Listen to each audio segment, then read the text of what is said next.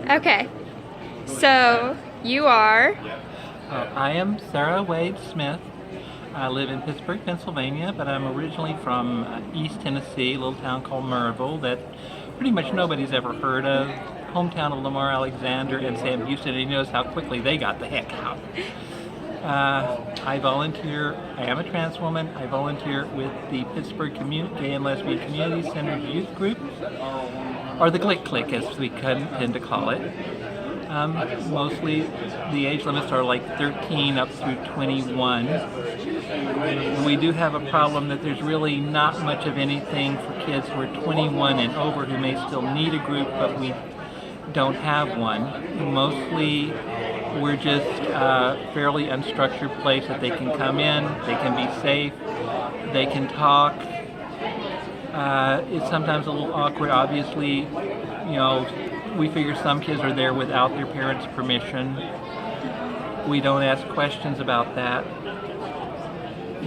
Just being safe, and unfortunately, we're a lot better than we were when I was a girl, but we're not anywhere near where we would like to be. There are still a lot of places where being open about being gay or trans or bi or gender fluid can get you discriminated against, can make you an outcast.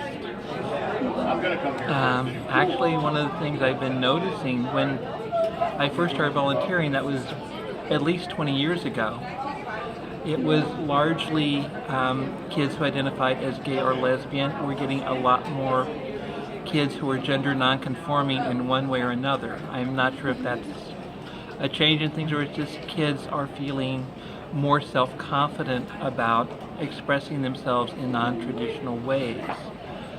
I'll be honest, I sometimes struggle with that.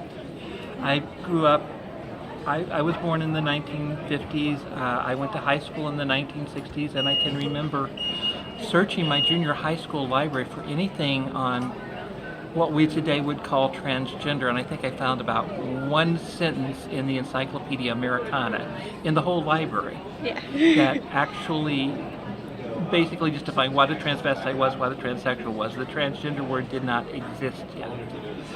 That's something that's really come in over the last 25 years since we've actually started having a transgender movement, and I think we're actually getting to the point where gays and lesbians were maybe in the 1980s, where we're publishing books about our experiences, we're putting together community organizations. I was a little shocked this morning when somebody mentioned up Transgender UU Religious Professionals Trust and Religious UU Professional, and I was like, oh my God, I had never heard of this, but this is so wonderful that there's actually enough of us in here.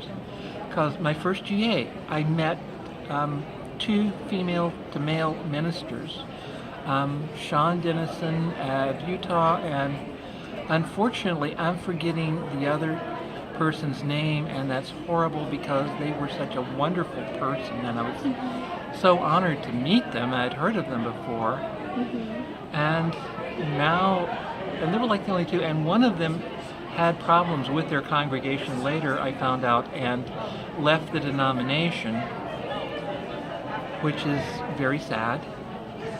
And we're progressing. We're just not where we want to be, and I'd like to be obsolete, to tell you the truth.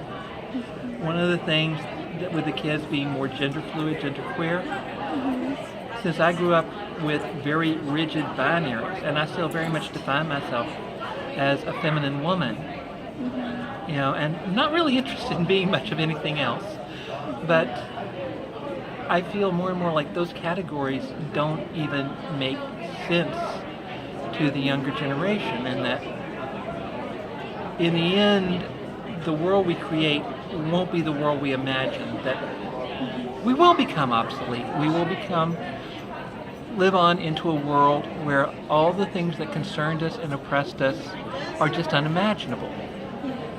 And learning to deal with that world is going to be a real challenge for somebody like me. But at the same time, I think that's what happens to all successful revolutionaries.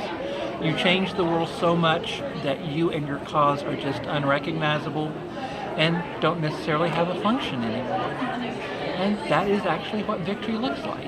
It's not like, oh, you take power and you go on forever implementing your program because, no, the world changes. You're going to need a new program for the new changes.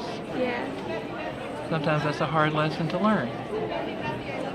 If you could give one piece of advice to a UU youth who identifies as genderqueer, what would it be? Be yourself. I would just say this. If there is one thing that terrifies transphobes, it's a transgendered or genderqueer person who is not ashamed of being themselves and is not going to back down. You know, a lot of times they're acting out their own insecurities, and if you're not insecure, they back off. Amen. Thank you. You're welcome.